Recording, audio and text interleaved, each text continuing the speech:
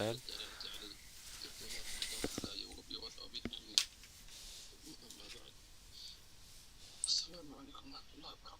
عليكم السلام ورحمة الله وبركاته. We continue to read the book of the Treatise for the Seekers of Guidance by Imam Hasibi, and what we took in the previous lesson is which was related to counsels and advices of the people of divine witnessing. We covered in the last week warnings from being in places of heedlessness. We explained what heedlessness meant, and we also explained what places of heedlessness mean, and also we explained the states and the times in which people are heedless, and we also mentioned what is the cure of heedlessness and what is the cause of heedlessness, and we also passed by or covered or went over the words where he said, "Know that whoever gives preference to Allah, Allah prefers him." In the name of Allah, the most gracious, most merciful, prayers and salutations be upon our Master Muhammad's family and companions. From the Treatise for the Seekers of Guidance by Imam Hasim, may Allah have mercy on him, may we benefit from him, and may we be united with him and our teachers in the highest of paradise. May Allah be pleased with you all. Know that whoever gives preference to Allah, Allah prefers him. And whoever obeys him, he loves him. And whoever leaves something for his sake, he will never torment him with it. This is as the Prophet ﷺ said, "Leave that which causes you doubt for that which does not cause you doubt. Verily, you will never miss anything that you give up for the sake of Allah."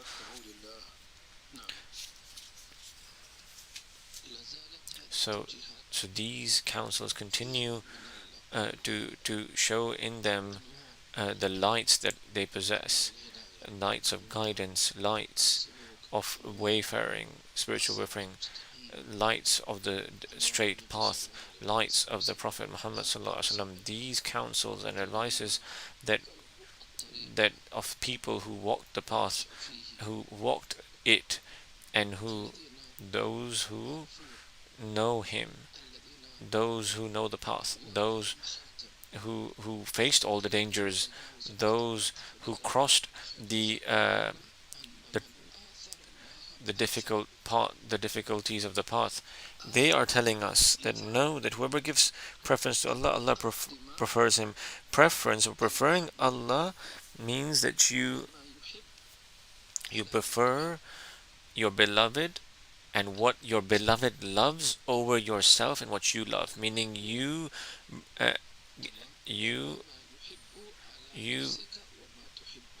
give preference to your beloved and what your beloved loves more than yourself and what you love. So what does it mean preferring Allah? Meaning preferring his pleasure, preferring his love, preferring his obedience, preferring his dhikr over yourself, over your child, over your wealth, over your convenience and your comfort. For this reason, when a Muslim stands to pray the Fajr prayer and he leaves that which his soul desired from sleep and comfort, especially in this season of winter, the winter season where you sleep in this in your cozy beds and you feel that comfort, and then you hear the caller saying that prayer is better than sleep, and then you get up, that means you preferred Allah by preferring his obedience. There are people who are better than you, who stand up in the middle of the night, because praying Fajr is obligatory. You have to stand. So you standing up for Fajr is simply following the order. So you're called an obedient person, but at the same time you preferred Allah over your sleep. This also indicates towards your faith, because the most heaviest prayer for the hypocrite is Fajr and Isha. But if you were to get up from your bed to stand up a portion of the night, then your standing up is a voluntary and sunnah recommended act. So in here, the shaitan will come and say that Qiyamul Layl is not obligatory. Why you are forcing yourself into this discomfort? You have a lot of work to do in the daytime. You have so many meetings, and he comes up with all these excuses. All this is for the sake of making you lazy. So whoever gets up in the night after sleeping for a portion, he has preferred Allah over his sleep, and he's considered from the muhsineen. So with that he attains the love of Allah. Know that whoever gives preference to Allah, Allah prefers him, meaning you prefer Allah, the Prophet ﷺ, over your own self. They prefer them over themselves, even if it was something that they desired. To prefer your fellow brother Muslim over what you love. For instance, if you were to, let's say, get together with your brother over a meal, then you prefer for him that which you like the most, the meat that you like the most, you prefer it for the person. And this should also be between the husband and wife and people in the family, that if they come together on a table or a meal, and there is a portion of meat that you like, then you should give it to your wife. Then you will be from those who prefer others over themselves. Similarly, what is even greater than that is to prefer your parents over yourself, even in matters of your food. And we said that our master Sayyidina Ali Zain al-Abidin, the son of Imam al-Hussain, he used to eat, he used to sit with his mother, but he wouldn't sit with her, not out of arrogance, but he would cut the meat for her, he would prepare the food for her, he would help her to have food ready for her, he would cool it if it was hot, so that she does not get tired in cutting the meat or in cooling the meat, so that she just has to raise her hands and she can just take her meat immediately, or her morsel immediately. And this was Sayyidina Ali Zain al-Abidin. And then she asked him, why don't you eat with me?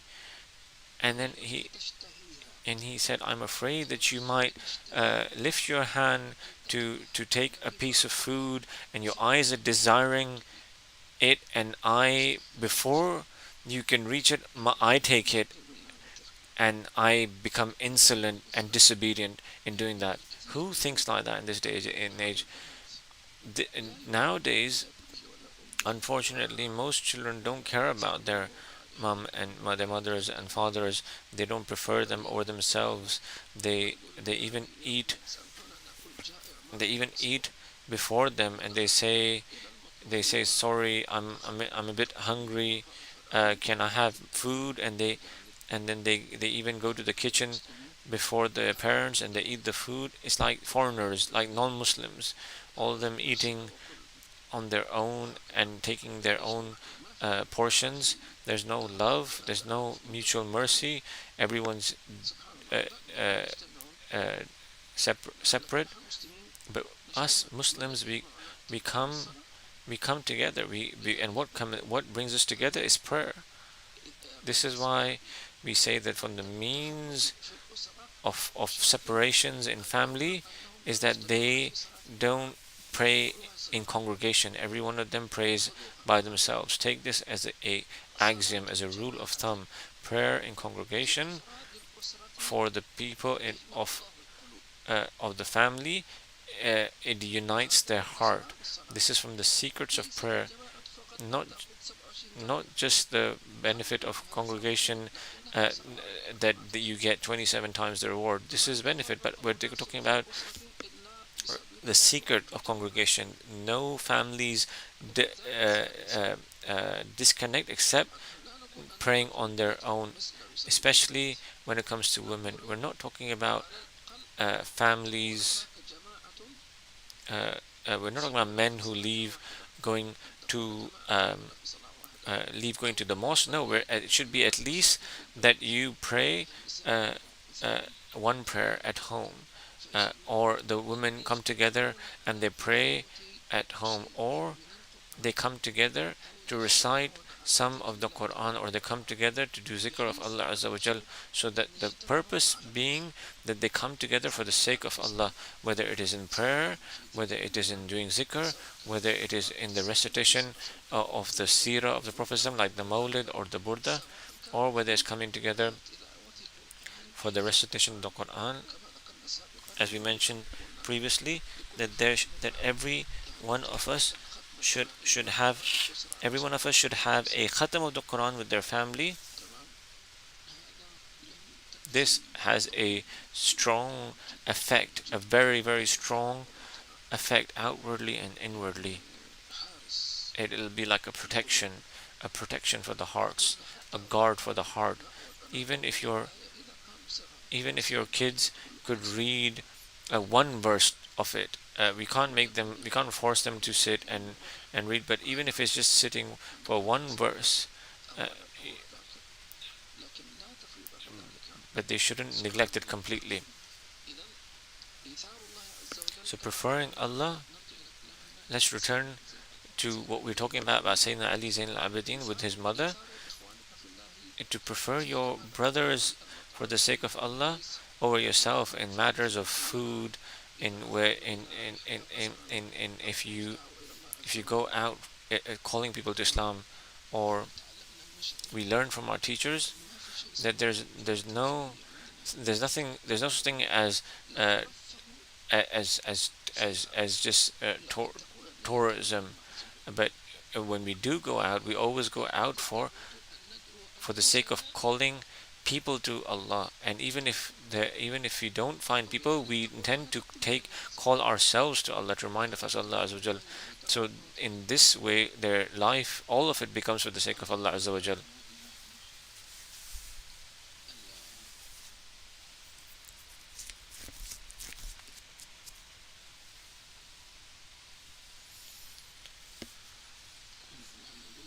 We said that how can your life be for the sake of Allah Azza wa Jal?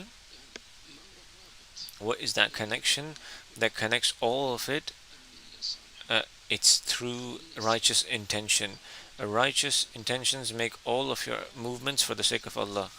So he says, know that whoever gives preference to Allah, Allah prefers him. He prefers Allah in obedience. He prefers Allah, and this is something really important, by leaving disobedience, by leaving sin. A person can say preferring Allah over sleep and food, but when it comes to sins in reality are dearful to the soul, and this is how Allah has made us. Like the path to hell um, is surrounded with desirous things, and the path of heaven is surrounded by difficult things. So if you leave a sin for the sake of Allah Azza wa Jal, so here Allah Azza wa Jal will prefer you. How will He prefer you? He will choose you over other people in the creation. He'll start with you.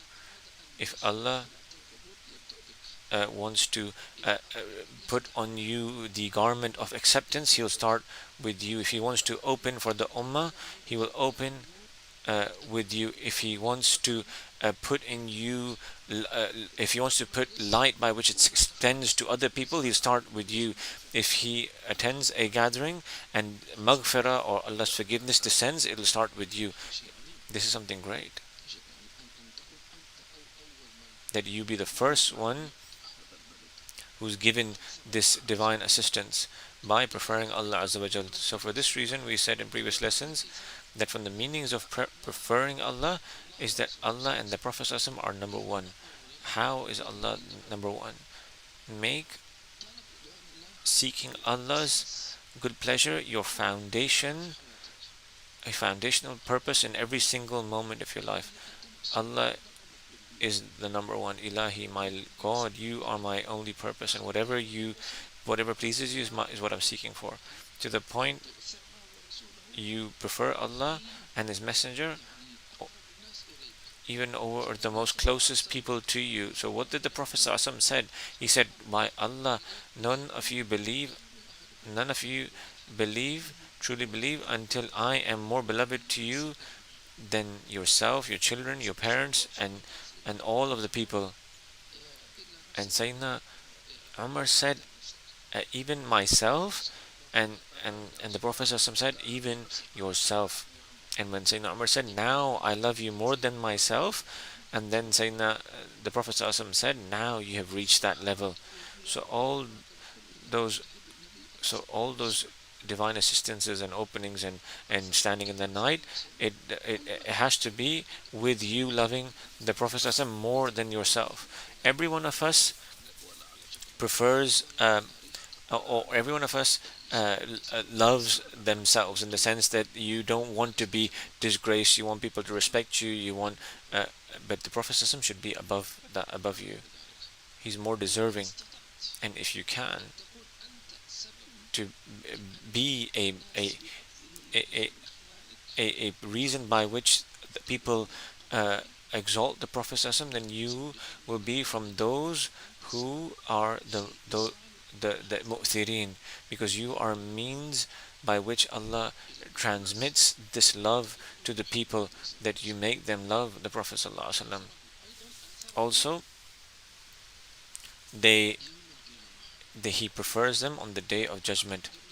Also, before actually the Day of Judgment, he prefers them in this world by making them be in the company of the Gnostics, of the Arifin Billah, by making them be in the company of his loved ones. For instance, some of us we won't say coincidence, because there's no such thing as coincidence, but it didn't occur to him that he would go to a place and they would see a scholar from the scholars or the wali from the awliya. You would wish to meet them, but it didn't occur to you that a day would come and that you would meet him. So how did Allah do that without an appointment? He arranged it. He preferred you, because sitting with a scholar is not for everyone, or sitting with Arif, or people of Ma'rifah, or people of truthfulness. Not everyone, not anyone can sit with them, because these people are in the company of Allah Azza wa Jal. So if you find yourself sitting with them, seeking or not seeking it, meaning Allah made the appointment for you, then that is Allah's preference. So Alhamdulillah.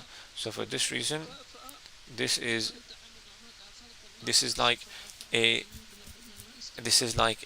Allah paying you back for you preferring Allah, and then you may not remember, because some people think that they just met, for instance, Habib Umar by chance, and they shook his hands, and he thinks it's a coincidence. No, it's not a coincidence. And that preference would even be more apparent in by a dream. Let's say you are in a city where there are 1,000,000 people, and then you slept that night and you saw the Prophet ﷺ. So Allah preferred you over all the people of the city. He preferred you even over your family. Let's say you are in a building, and that building has 10 floors, and you are the one who saw the dream. So Allah preferred you. Also, Allah's preference is in the form of by you hearing, that you hear good words. If Allah knew, if Allah, if Allah knew that they had good in them, He would make them hear, as Allah says in the Quran. Any word that you hear that guides you to Allah, towards ascension, know that those words came by the permission of Allah Azza wa Jal, because not everyone can hear those words. When you hear words of Gnostics, they say, for instance, say Ya Allah. He truly hears you. He is truly Allah. This is Allah's selection. They are guided to good words. If somebody's The ulama say that if somebody hears or says good words, then Allah has guided him towards those good words. And if your ears hear good words and Allah has guided you to hear those good words, then people other than you who haven't heard those words or don't know about hearing those words, or might even be repulsed by hearing those words, because Allah says in the Quran that if it's said to them La ilaha illallah, they are actually repulsed by it. And Sayyidina Nuh said that every time he would tell them to say La ilaha illallah, they would put their fingers in their ears and they would cover their faces. This is the height of the essence of wretchedness. The ulama say that the Sayyidina Nuh would speak to them, and when he would speak to them, they would put their fingers in their ears, and then when they couldn't hear, so Sayyidina Nuh would speak to them in sign language, so then they would start covering their faces. They would cover their they would cover their faces so they don't see Sayyidina Nuh, and then when they would cover their faces, they would unblock their ears, so then he would start speaking to them again. So what kind of struggling? Didn't he get tired? Didn't he get didn't he look at the height of mercy he had and compassion? 980 years, and that's the age, the time 950 years he was guiding them, or calling them to Allah, and his total age is obviously more, and only a few of the people believe. This is why Sayyidina Nuh is part of the Ulul Azam, people of great patience. We find people nowadays immediately getting angry when but Sayyidina Nuh was patient, and he was patient for a long time. We ask Allah for well-being, but we are in an age we need we don't we need to be more focused and a bit more severe, because the time is limited. Because what do you mean by time is limited? Because it means we're close to the last hour. So if somebody is being repulsed by advice, then tell him beware, because the time is not much left. Meaning it's the last hour. The countdown has begun. 10, 9, 8, 7. Every one of ours countdown has begun. And remember that the last hour comes by surprise, all of a sudden. Meaning it comes when you're not expecting it. It comes suddenly. It was not in your mind, and it's not in. This is how it is. This is how it was. And its signs are also like that. The signs of the last hour. The signs of the last hour. The hour comes all of a sudden. Also, do its signs. People think that the signs of the last hour are like sun rising from the west, but will the sun tell you that I'm going to come out from Wednesday tomorrow, or the Dajjal will tell you that I'm coming out after 1 week? No, it'll all be suddenly. So this is why you have to be ready.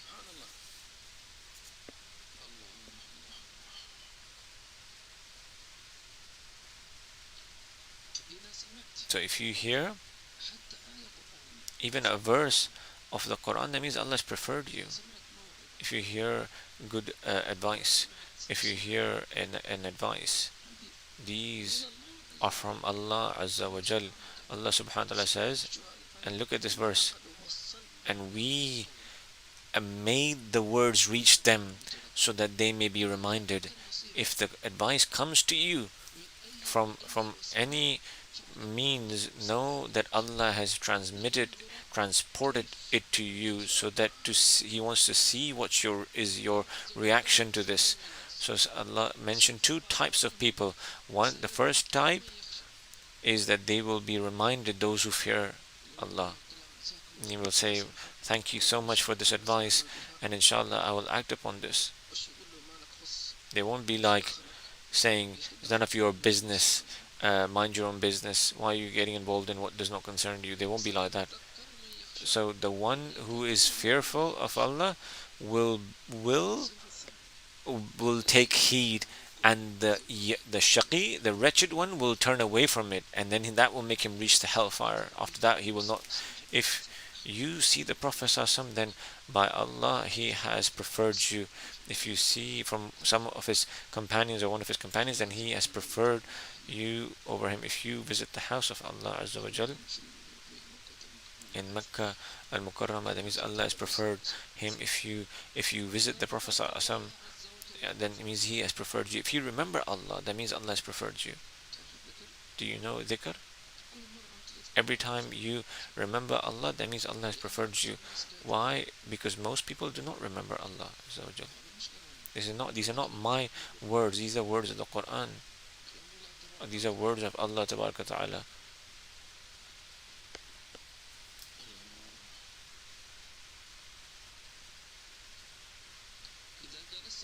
If you sit with the ulama, that means Allah has preferred you.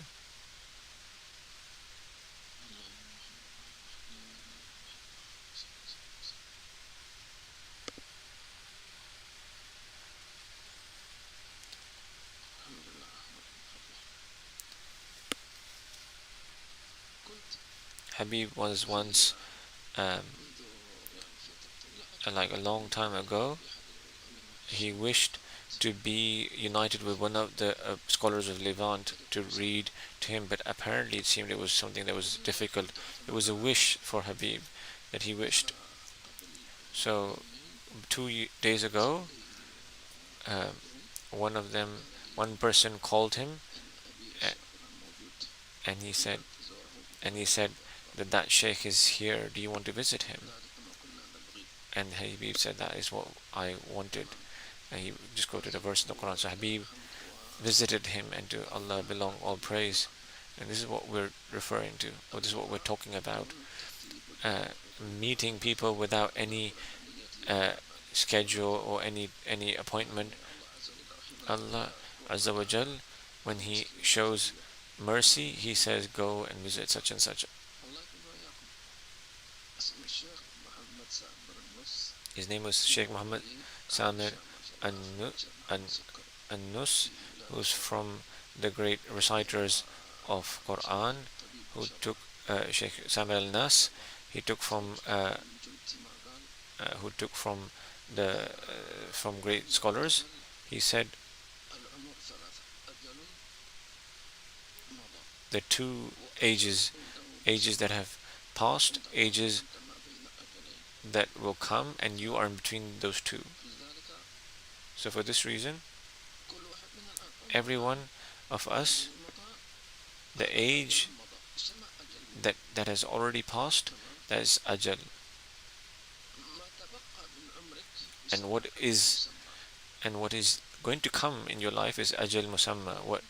And you are in between these two. So your life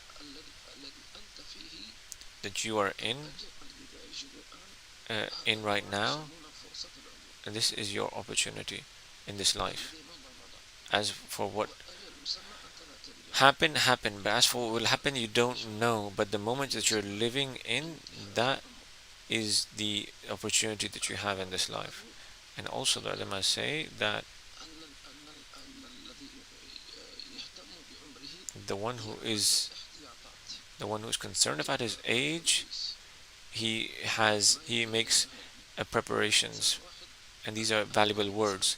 People of this world, for instance, they save up money.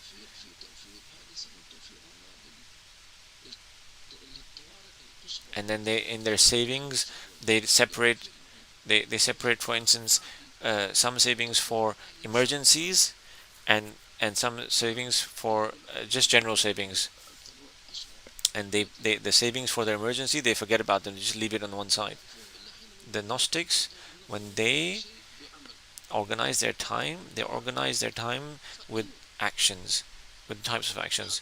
So if they have a routine or a schedule, for instance, if they put a timetable, in the timetable they say that from this time to this time they'll read a juz of Quran, and then they say from this time to this time they put a zikr. And let's say the time where he organized for himself to read Quran, at that time his father called and said, go and get this and this. He cannot disobey his parents, so he'll go.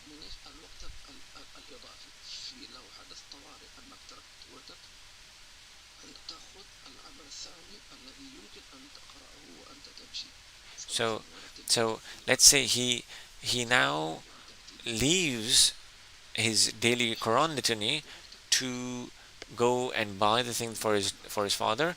Then he does his emergency or the thing that he's prepared, that just in case there's an emergency, what will he do?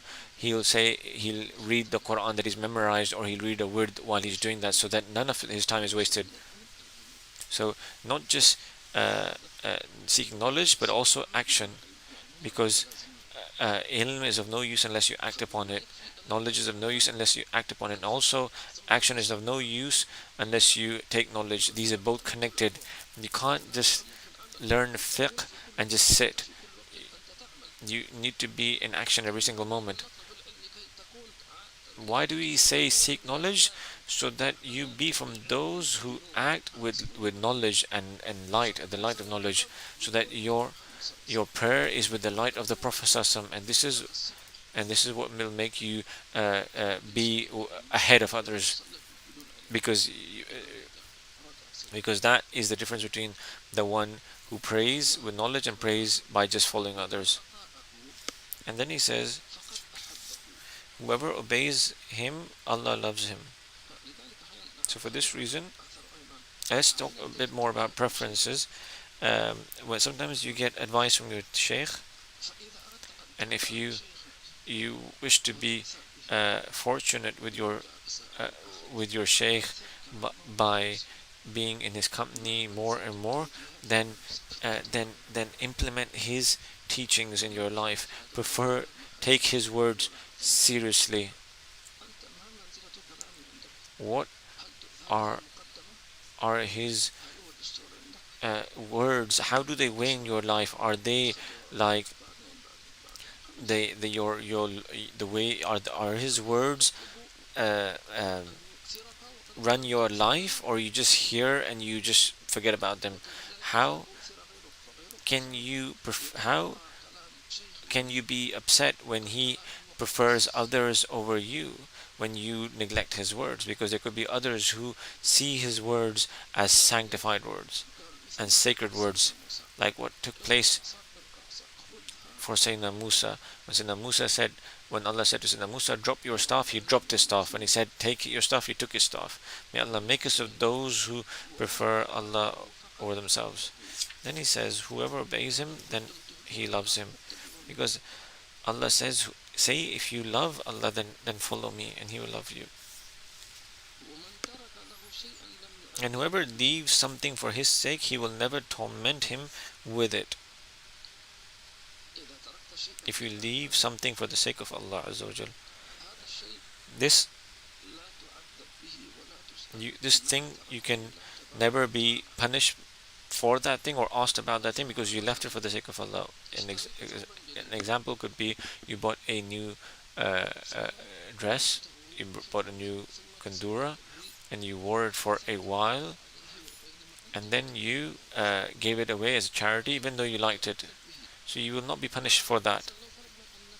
Meaning, let's say you did do some sins while wearing those clothes, those will be forgiven, because you preferred others over your own self for that kandura. So every one of us have clothes. Do you have certainty uh, that you didn't sin in those clothes? Sins don't have to be those apparent sins. Some could be wearing clothes and he's looking down at someone, and so a sin is written for him while he's just sitting and looking at someone, or back he backbit someone. So whoever leaves something for his sake, he will never punish him with it or for it. As the Prophet ﷺ said, leave that which causes you doubt for that which does not cause you doubt. Verily, you will never miss anything that you give up for the sake of Allah. Meaning, if you were to leave something for Allah Azza wa Jal, it's not something that's lost because you left it for. How can it be lost? Because you left it for Allah Azza wa Jal. You will not find something lost if it's left for Allah's. In the parent form, it is left your hands, but the reality is that you actually preserved it.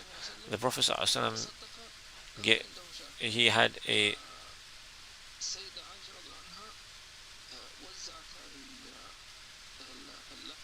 he had he had meat, and Sayyidina Aisha distributed that meat. And then he asked the Prophet ﷺ, the Prophet ﷺ asked her what's left of the meat, and she said nothing except the shoulder. And then the Prophet ﷺ responded by saying, actually, everything is left except the shoulder, because whatever you've eaten is actually gone.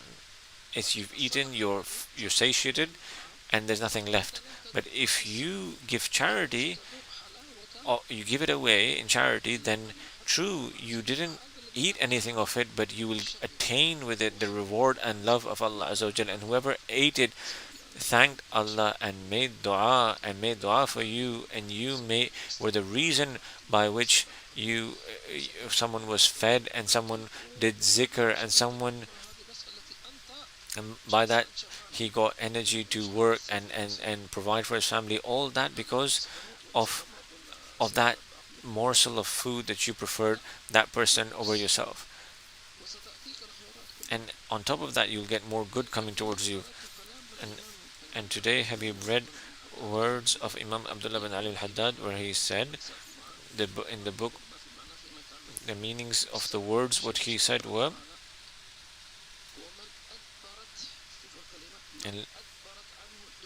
and whoever whoever faces the world, or whoever finds himself in a situation where the world is turned away from him, and then he gives charity of whatever he has.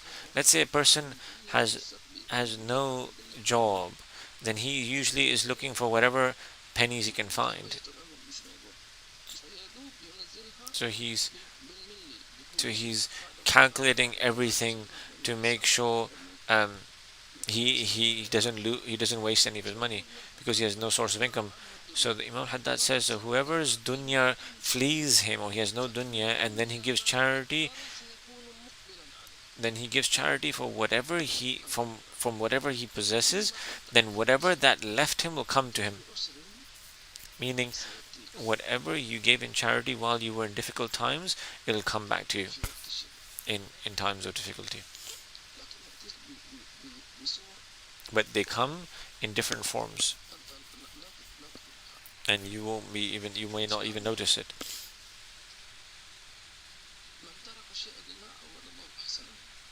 Whoever leaves something for Allah's sake, Allah will and then he says, protect your heart from having a bad opinion of people by the best possible interpretation, and repulse jealousy by cutting short your worldly expectations. Negate arrogance with the reminder of Allah's power. Leave every action that will demand an apology from you. Avoid every situation that will encourage pretentious behavior.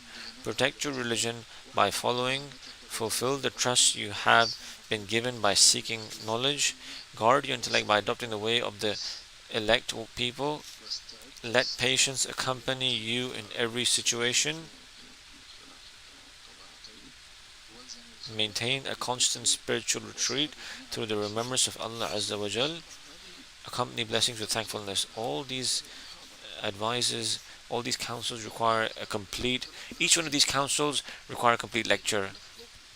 So these words of Gnostics, they're light, or they're few words, light words, but they're weighty words. There's some people who talk a lot, but those words have no weight. So he says, protect your heart from having a bad opinion of people. So he's giving you the disease, and he's giving you the cure for the disease. So he says, protect your heart from having a bad opinion of people. And how do you do that? By having a good, best possible interpretation of it. So bad opinions is usually when you see a person in a particular situation, and then you have these doubts. That is the doubts. So that person did not say salams to me, and then you start having doubts. So giving a good interpretation, meaning maybe he didn't see me, maybe he didn't hear me. Sometimes you could be looking, but you're not seeing. You could have your eyes open, but you're not seeing or noticing the things. And it happens. It has happened a lot for Habib as well. That someone passed by Habib, and he said salams to Habib, while Habib's eyes were open, but as if his mind was somewhere else, and he didn't notice. So if somebody has a bad opinion, so he says, protect your heart from having bad opinion by having the best interpretation, meaning give excuses. They say even have 70 excuses, and if you don't find excuses, then blame yourself, meaning reproach yourself. Oh, horrible soul, can you not find any excuse for this person? But unfortunately, people say, "Oh, without doubt, this person," and they think that they're certain that this person it means that. And he says, "Oh, my heart can tell." You need to reject the whims of your heart. Allah Subhanahu wa Taala says, "Oh, you who believe, leave most or a lot of these opinions that you get, because a lot of these opinions are sinful." So give excuses. Repulse jealousy by cutting short your worldly expectations.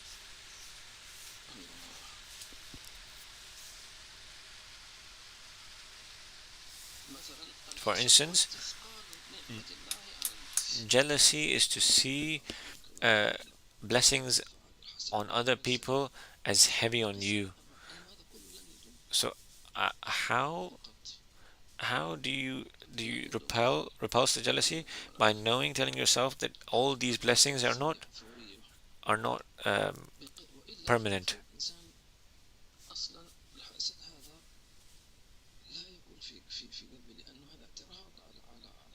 First of all, jealousy should not be in a person, because that is in fact rejecting the decree of Allah, because Allah is the one who's made some rich and some poor. These are Allah's subsistence. Negate arrogance. Oh, sorry. Meaning, as if he's saying, as if you don't find any cure for jealousy, then tell yourself that blessings are not permanent. Then he says, negate arrogance with the reminders of Allah's powers. Arrogant person, why is he arrogant? Because he thinks that he has something that others don't have. So here you say, maybe this person has better than you, but he doesn't show it to anyone. Like how many people, they may look as ignorant, but they turn out to be scholars. You think that he's poor, but he's actually rich. You think he's like a simple person, but he has a lot, mashallah.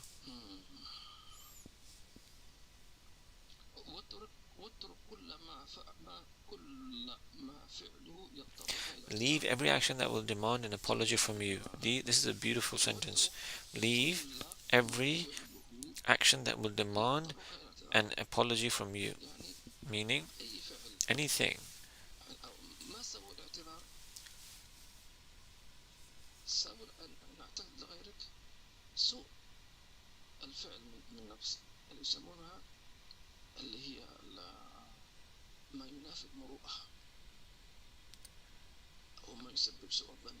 or anything that will lead to people having a bad opinion of you. Don't let people speak bad about you. Why?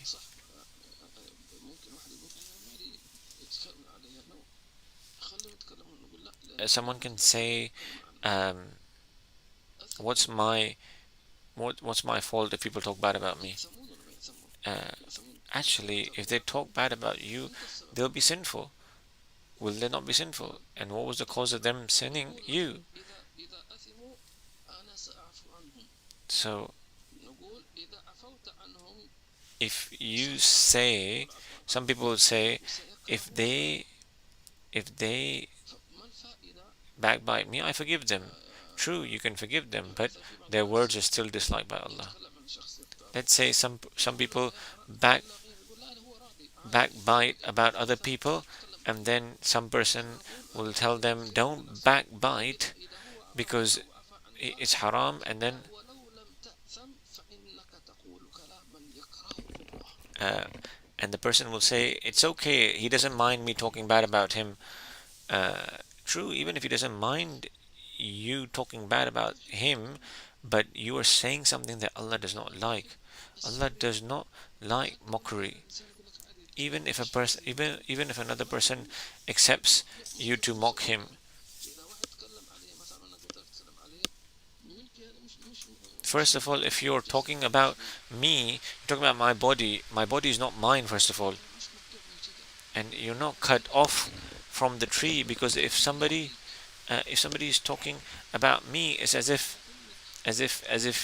he's talking about someone's father or someone's mother, because you are in the chain.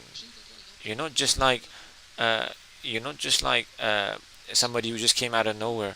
You came from a mother and father, so if they're talking about you, they're talking about your mother and father as well. So leave every action that will demand an apology from you.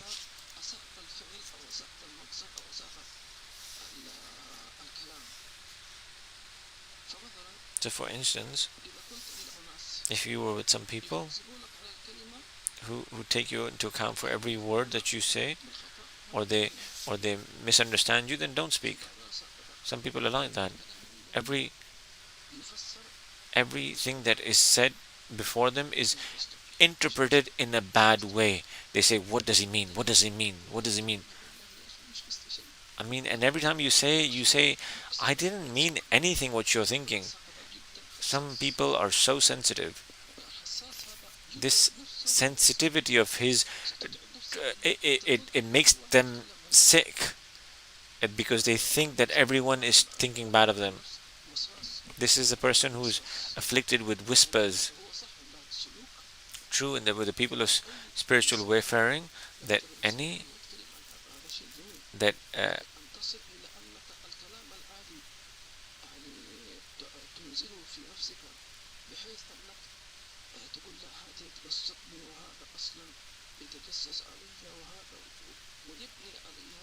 true, the people of spiritual wayfaring see, like, but a person who everything that is said to him, he starts thinking he means me.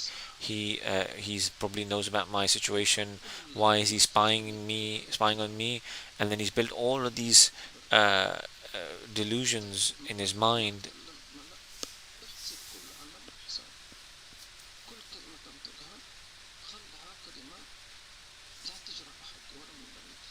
So whatever words you say, make sure they don't upset anyone, and they make sure they're not misunderstood. And then maybe a person will say, then that means I won't speak. We say speak about Allah and speak by Allah. But if you start talking about this world, every person will start saying, did you intend me? Why did you intend me? Etc. etc. Even actions. So in this sentence he says every action, but words are actions of the tongue. So leave every action that will demand an apology from you. And from this also includes, it is so what it's disliked that if a person is walking, that he looks left and right. When the Prophet ﷺ would walk, he would walk and look straight, because you could by mistakenly, you might be, you could,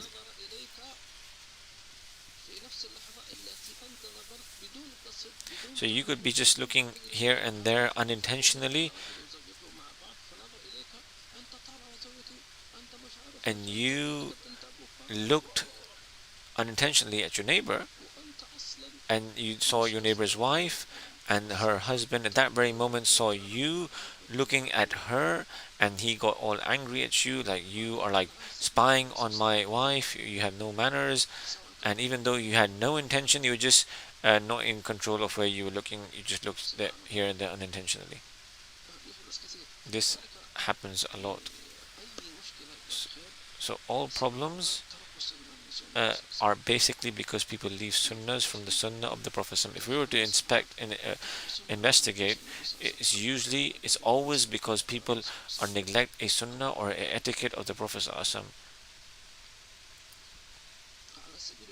An example could be, why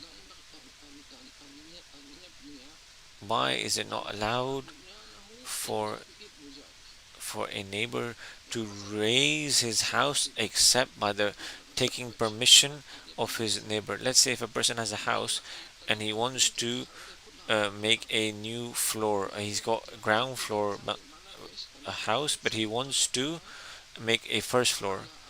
Now if you do that and all of the houses around you are all ground floor only, you need to take permission of your neighbors, because now in having a first floor you can look into other people's house, and your son or your child could look into other houses unintentionally. A person could say, this is my house, I bought it with my own money, I can do whatever I want. No, but this is Sharia. And so if the neighbor allows you, then tawakkal Allah and make it. Even though the land is yours, and you know, and even though the land is yours, and if he does not allow you, then you shouldn't, because if you do, you will be in so many problems. You'll fall in so many problems from the day you have that new floor. Avoid every such situation that will encourage pretentious behavior. This is why it's said that love cannot there cannot be love when there is like a lot of pretentious behavior, or where there's a lot of takalluf.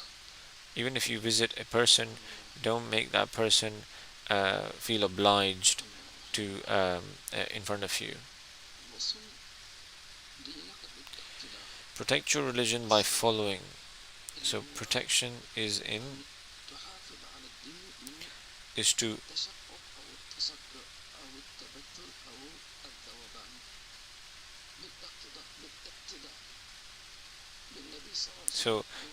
so in following the Prophet ﷺ and the inheritors of the Prophet ﷺ, so as long as you're following the Prophet ﷺ or a scholar or a sheikh, then your religion is preserved and protected. We were speaking to some people today, and he said to them that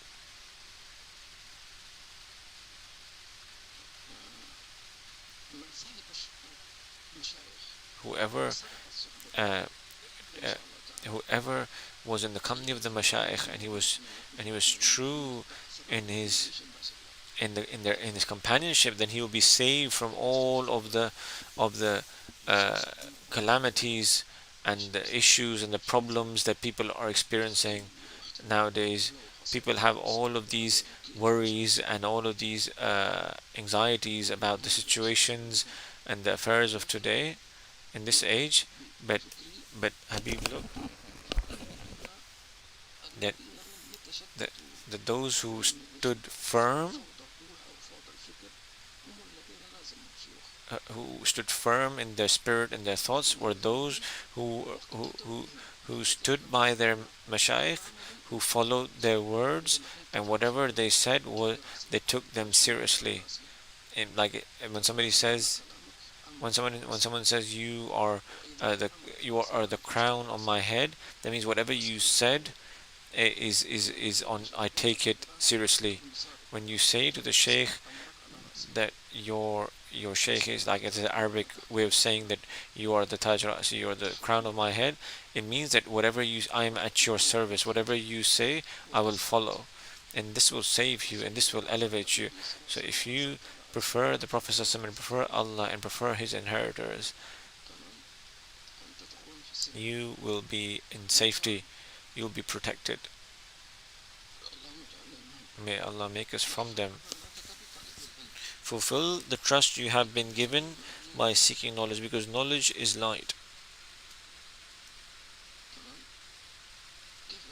What does that mean? It's a light by which you see what other people cannot see. How is that?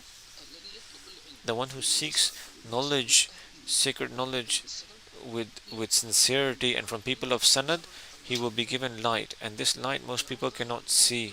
They only see the outward things of this world, but the inward they're hidden from. This is why they are thrust in the nets of delusions, and they wonder and they question, how can you live with us? Because you have this light. Because what are these lights? These are lights, are sunnahs and etiquettes of the Prophet. Any sunnah you leave, your light is light is diminished. It's shaitan who belittles these sunnahs in your eyes. Imagine every single sunnah that you leave every single day diminishes your light. You have a big house, for instance, and there's a dark bath, and do you need would a small light help you? No, you need a big light that will make the way clear for you. These are all lights of the Prophet ﷺ. So if you say to a person that I'm at your service, then be careful of the meanings of this word. Or if you say that you are Taj Ra'si, that means your orders are on top of my head. Whatever. And if somebody wishes to make the words of his sheikh on top of his head, know that the words, that means that the words of his sheikh are his saviors, meaning without those he'll die, he'll be finished. Someone came to Habib Sheikh and he asked the sheikh, are you pleased with me? And the sheikh responded by saying, how can I not be pleased with you if you follow the Prophet ﷺ? And how can I be pleased with you if you don't follow the Prophet ﷺ? You want the sheikh's pleasure and happiness when you disobey the Prophet ﷺ? Who are you fooling? So this is why the orders and the counsels, they should be your means of being saved. So we know now sacred knowledge is a light, and this light is hidden from most people. Guard your intellect by adopting the way of the clement people, because the one who becomes angry, then he reacts in a bad or unnatural or crazy way almost. The people of clemency are patient. The station of patience is something that a believer needs in every single moment. You are patient in leaving sins, and you're patient in doing acts of piety. You have to be patient in your rizq, patient in your nurturing of kids, patient with your neighbor, patient with the expenses, patient with the journeying. So you can't. There's no way except through patience. Let patience accompany you in every situation. Then he says, maintain a constant spiritual retreat through the remembrance of Allah. He didn't just say remember Allah. He said maintain a constant spiritual retreat through the remembrance of Allah. So whenever you get an opportunity to be in isolation with Allah, then remember Allah. Whether it is a apparent isolation where there's no one with you, or there's a metaphorical isolation where no one is looking at you, meaning you could be in a place where there are 200 people and there's those people are talking to each other, but when nobody's paying attention to you or nobody's considering you. This is a type of spiritual retreat or spiritual isolation. Remember Allah, so that you are you arrive at the station where Allah is your companion. Everyone has a companion, and Allah is your companion. So then he says, accompany blessings with thankfulness. If you want blessings to stay with you, then thank Allah. This is why it has. This is for this reason we covered in other lessons that thankfulness or gratitude preserves blessings and increases them. So being grateful for your blessings guarantees for you uh, their preservance, and they increase as well. We ask Allah to guide us to that which pleases Him. These are valuable advices, requires us to pay attention. So, oh Allah, just as you made us listen to these, enable us to act upon them outwardly and inwardly. Al-Fatiha.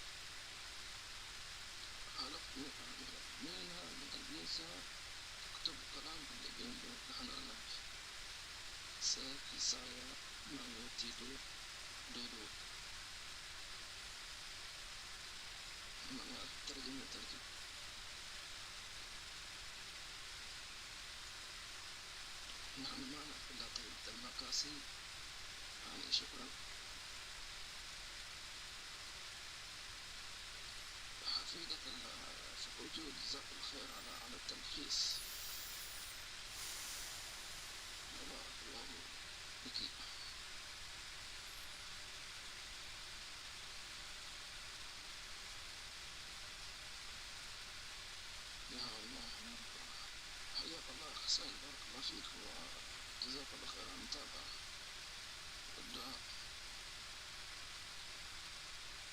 السيد عادل الحمد لله الذي يجمعنا وإياكم على حضور الدرس، جزاك الله خير، ربنا يجمعنا على المحبة والخير والكلام الطيب.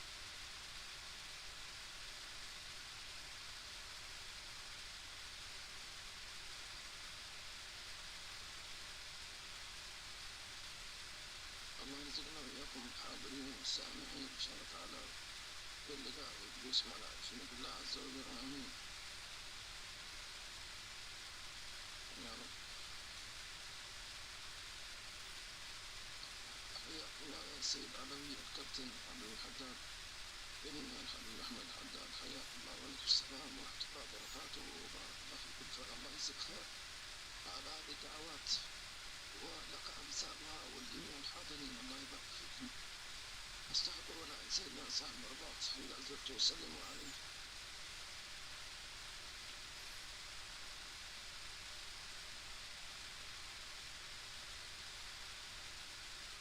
آمين آمين اللهم آمين.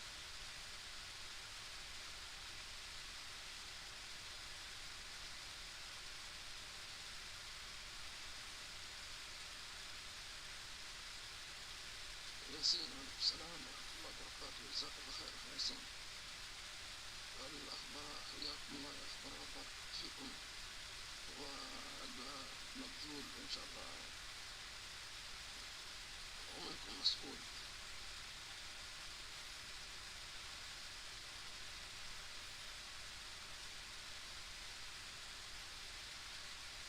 زيارتك حياتك.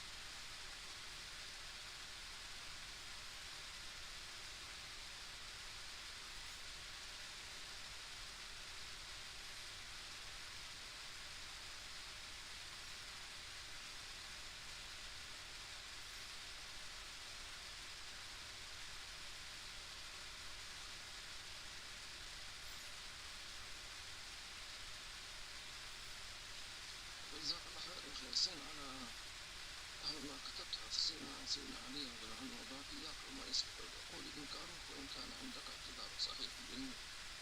أحسنت.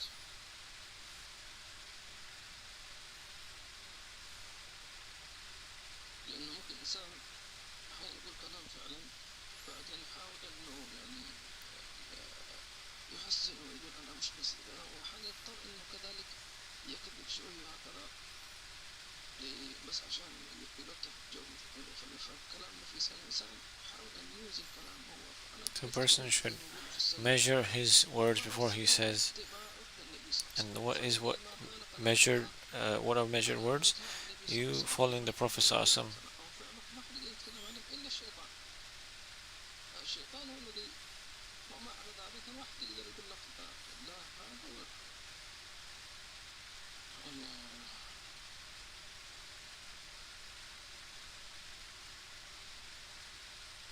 أسئلة من محمد شبير عليه السلام، جزاك الله خير محمد شبير.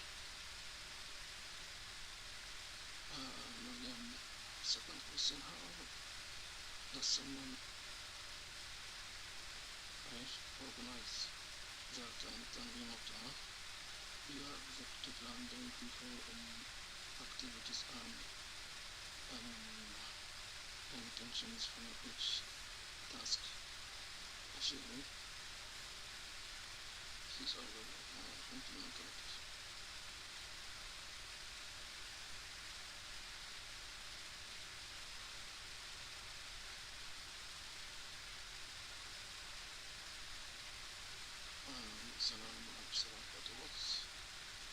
Looking at I recognize how many things are I can tell you.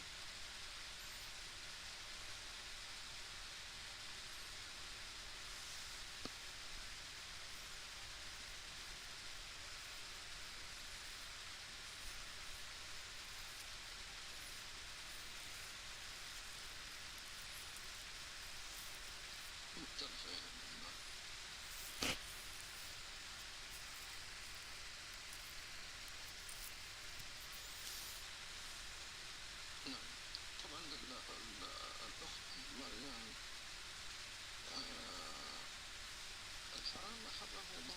What is haram is what Allah and the Prophet ﷺ forbade. There's no excuse for it. But there are details. Uh,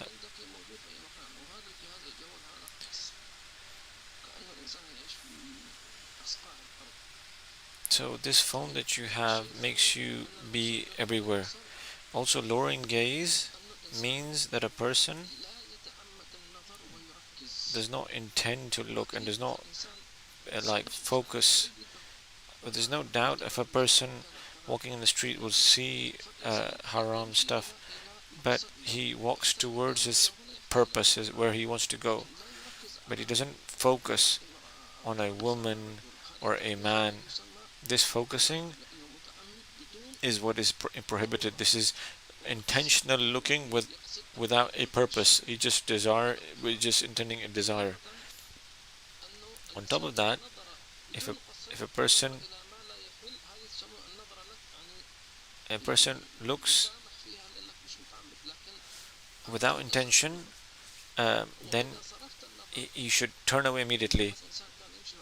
If a person is walking just like that, and he just look by chance, his eyes fall on a woman who's not wearing hijab, he turns away.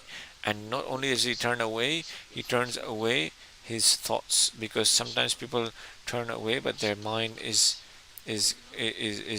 thinking about it, and shaitan takes a copy of the image that he saw, and he keeps it in his mind.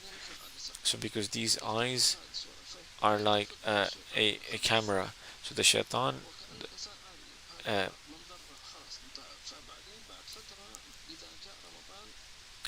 keeps that image and keeps it for later times, and then during precious times like Ramadan, he'll bring those images back. So a person should lower his gaze, lower his heart, and lower his thoughts in these regards. Guard meaning, if he can't do it, then he should stay in wudu. And shaitan, and obviously Sharia is not that restricted. So let's say if a person is working, or he is at a shop where a woman is selling, or the cashier is a woman, so Sharia has permitted us to deal, if it's something to do with buying and selling,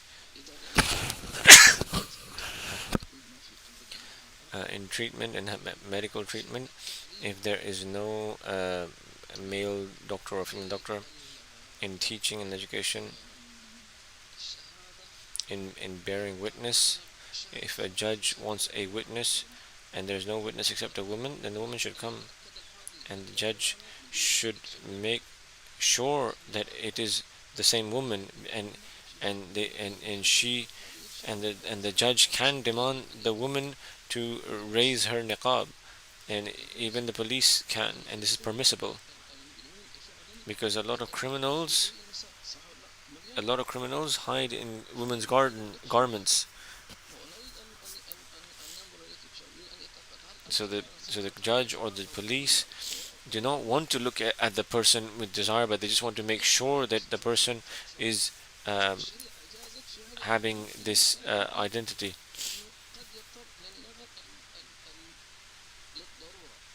So a person uh, has to look, um,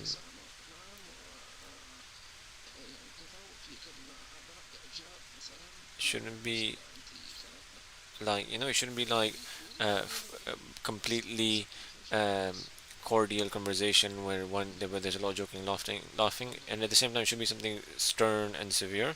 Should be in the middle.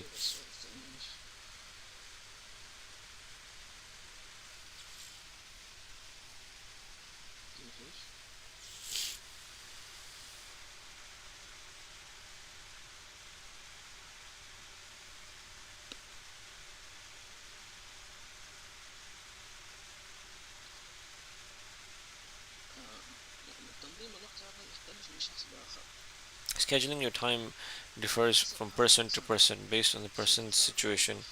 A person is in the people who are employed, the people who don't have employment, the people who have or students in university, the people who are married, the people who are unmarried.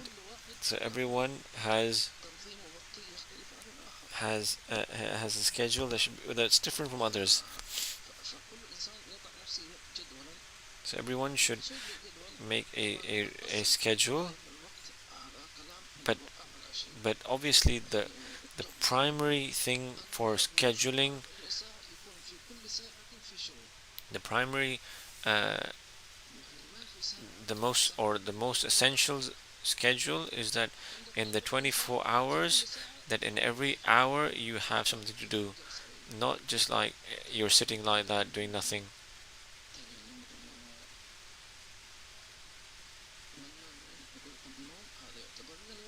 People would say, what do we not sleep? Sleeping is also a thing to do, but we're not saying don't sleep, but make your sleep organized, when you would sleep and when you would wake up. You How many hours do you need? So this sleep will be in your routine, not like, oh, I feel like taking a nap, so let me take a nap. That means you are neglectful of your time. So specify your times of sleep. How many hours do you need? When you will sleep, when you will wake up. Then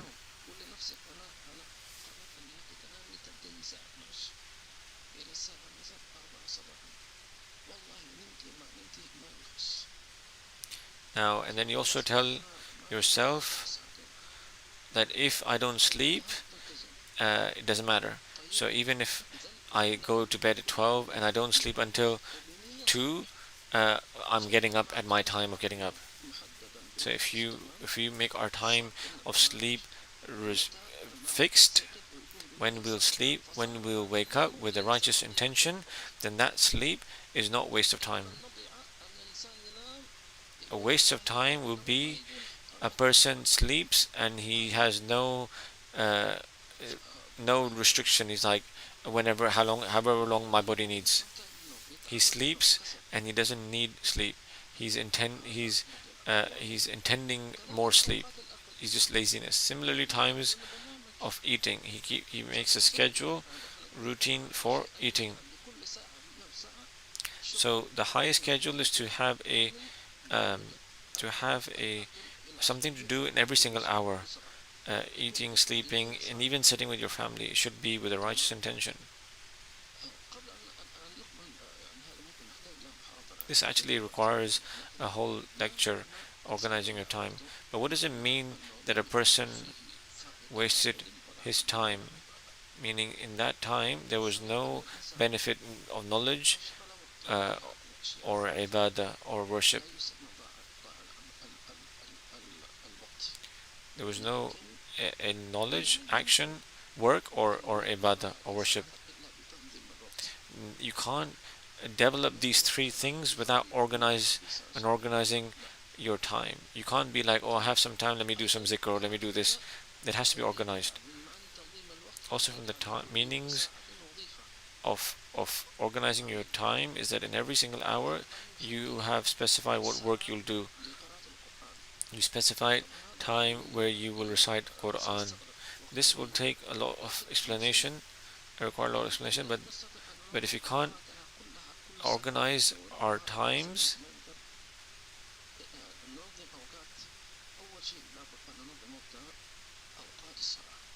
the first thing and most important thing we should organize are times of prayer. This is organizing. This is what organizes the time of all Muslims. That we preserve these 5 times of prayer.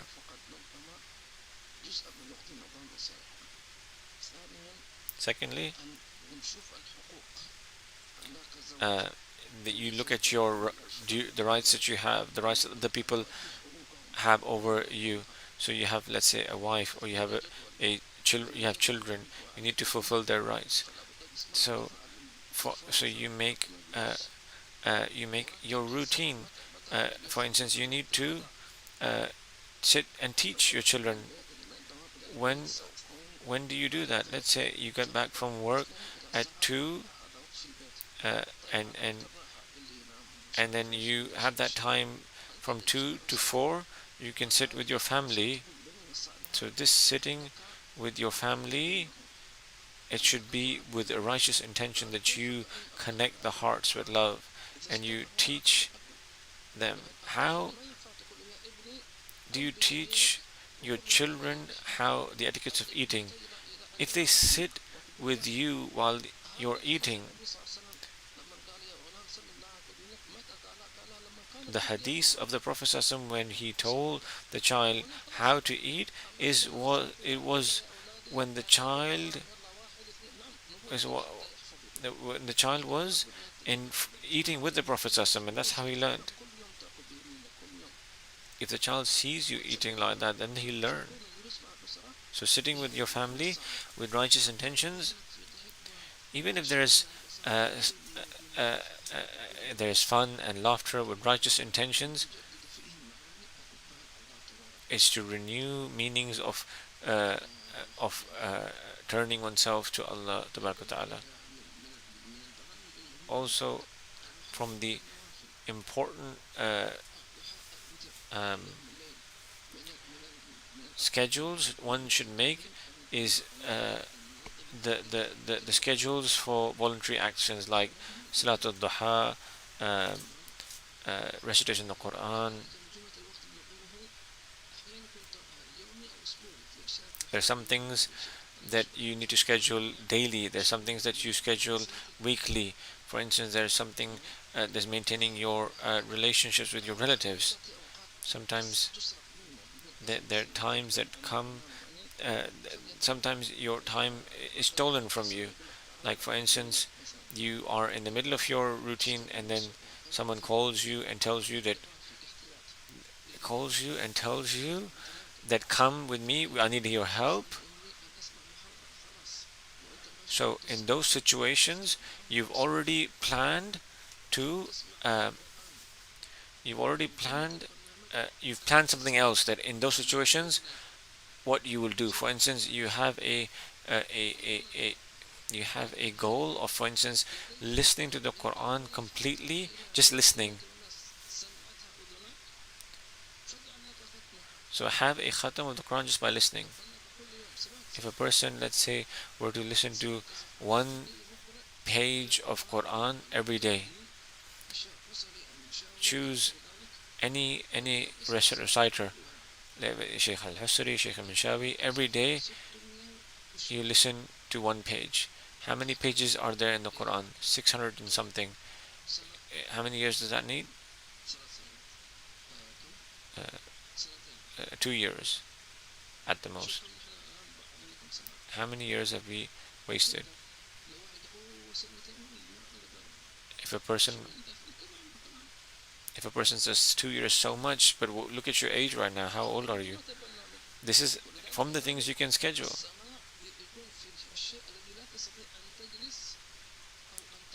So you listen to things in times where you can't sit and read. So people, for instance, have to go to work nowadays. So you can't read while you're riding. It's impossible. Unless he is not the he's not the driver. He's a passenger. So Habib Hussain uh, sat with Habib Umar, and this is someone who no moment passes by except that he is making the most of it by either reading a book. So at the same time, that means keep with you a book, even if it's in your mobile.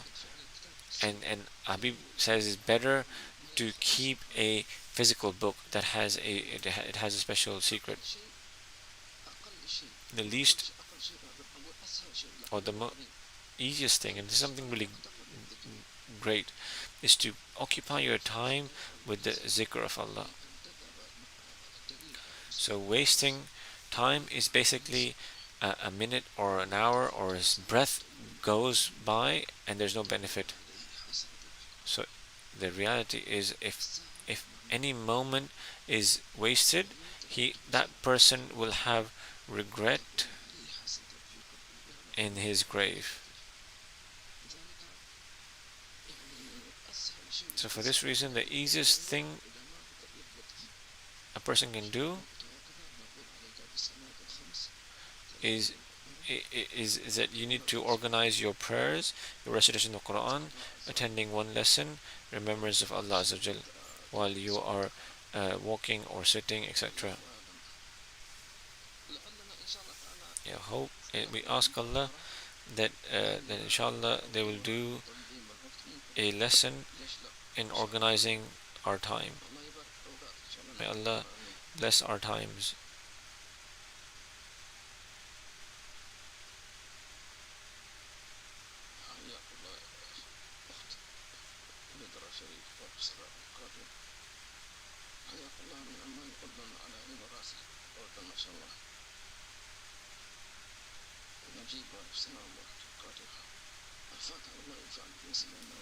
In fact, with the intention that Allah makes us benefit from what we heard, Allah increase us in knowledge, increase us and do not diminish us. Now Allah, we truly wronged ourselves, and you do not forgive us, we will be of the losers. Oh Allah, a lot of our time has passed by us. I do not make the moments that have passed by us be means of regret for us in our grave. There's no doubt that times and hours and weeks and moments have passed by us and we wasted them and with heedlessness and maybe even in sin. So, oh our Lord, we seek your forgiveness for every moment where we did not remember you, and say with Habib, we we fill all of the time that has passed by us by saying La ilaha illallah Muhammadur Rasulullah في كل لمحة ونفس عدد ما وسعه علم الله لا إله إلا الله محمد رسول الله في كل لمحة ونفس عدد ما وسع علم الله لا إله إلا الله محمد رسول الله في كل لمحة ونفس عدد ما وسعه علم الله في كل لحظة أبد عدد خلق برضا نفسه زينة عرش مداد كلمته. Oh Allah, whatever that has passed by from moments, fill it with this La ilaha illallah Muhammad Rasulullah fi kulli lamhatin wa nafsin adna ma Allah. Accept, oh Allah, accept it from us. Al-Fatiha.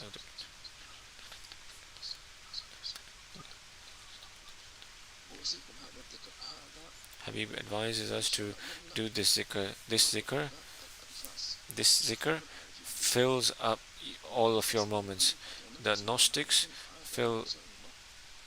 They say this عدد خلق ورضا نفسه زينة عرشه أو في كل لمحة, in every blink of an eye, and في كل نفس, in every breath, عدد ما وسع علم الله, times the knowledge of Allah. And our Mashaykh told us to read this after every prayer, and we don't have to do anything except move our tongues. So it's like the zikr is ready, cooked, fresh for us. And we have transported these words to them. La ilaha illallah Muhammad Rasulullah fi kulli lamhatin wa nafasin adada ma wasi'a Allah. Stay consistent in this.